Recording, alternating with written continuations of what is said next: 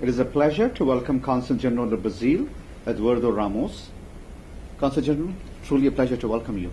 It's my pleasure to come to Thai, and I got an invitation fairly 7 days ago, but I rescheduled a bit my agenda in order to come because I couldn't miss it.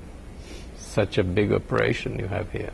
Thank you so much, and we really take pride in what we do, not just as the organization which is now the largest in the world fostering entrepreneurship, but the conference itself is the largest in the world for entrepreneurs. I imagine. We have 4,000 attendees, and as you know, that we have been rated among the top 10 for ideas in innovation, along with TED and World Economic Forum. But the distinction here is this is entirely planned and executed by all volunteers, who are amongst the top-known entrepreneurs, venture capitalists, professionals. So we get an amazing satisfaction by doing this. Yeah, then you should. But I think there is a lot of synergy between, if I take you back to the country of our origin, which is India and Brazil, especially with BRIC in the picture. Yes. Wanted to ask you, what similarities do you draw from these two regions? Listen, we had some contacts in the 16th century because of the Portuguese who colonized Brazil, and the Portuguese went to India as well, and there were some exchanges of fruits, of tropical fruits. The Portuguese took some from India to Brazil and vice versa. So it's funny.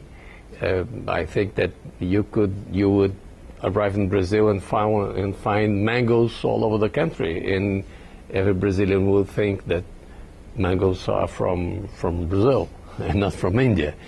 So this is just a story, but to tell you that relationships between the two countries began since the 500 years ago. But to big countries, a huge population, not ours, not as big as yours, developing countries with immense social problems, countries that at a certain point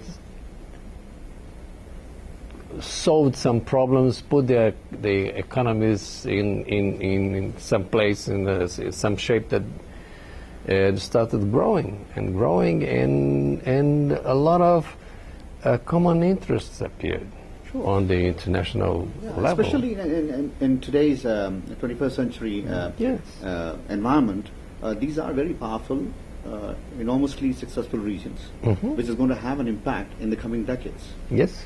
Keeping that in mind, Indians have done amazingly well, especially in Silicon Valley. And then we try to mentor a lot of aspiring entrepreneurs.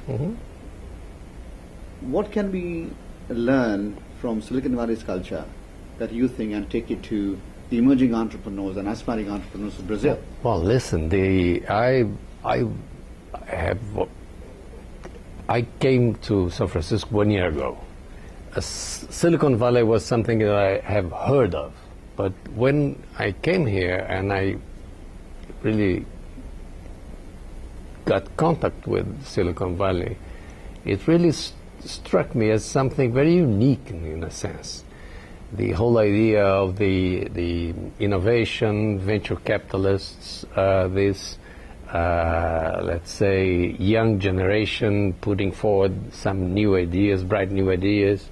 This is something that the spirit of innovation, the spirit of taking risks, this is something that we could take to at least to our countries.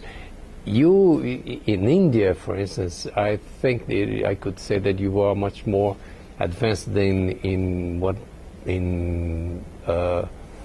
promoting hard sciences and mathematics and physics. So this is something that we have been, let's say, waking up to last decade or so. But there are synergies that we could put together. I think that the fact that we don't have a very large Indian community in Brazil, as we have, for instance, a very large Japanese community, a very large Lebanese community. This perhaps delayed a bit the possibilities of getting more close, articulating politically in the international scene, something that for the last, I would say, 15 years or so, have been done extensively and intensively.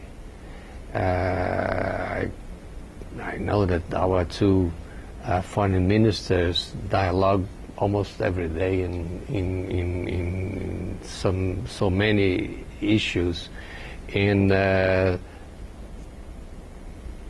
cooperation in science and technology is something that is being very much enforced. And Silicon Valley and the success you have, people from India have had in Silicon Valley, is unparalleled. We don't have that in Brazil, and I don't think they will ever be as successful as you have been. You started earlier than we did in this, so we had to learn them from you. So I think when it comes to learning, I cannot, I suppose, step back, but I have to keep emphasizing the importance of this platform, which is TiE and TiEcon. Yes. We do nothing but absolute focus on entrepreneurship and mentoring for the next generation of entrepreneurs. So when we talk about synergy, this is your first visit to a conference of this magnitude and to TiEcon. I'm sure we'll take this forward and build it for better opportunities. But I wanted your impression of TiEcon and your visit to this.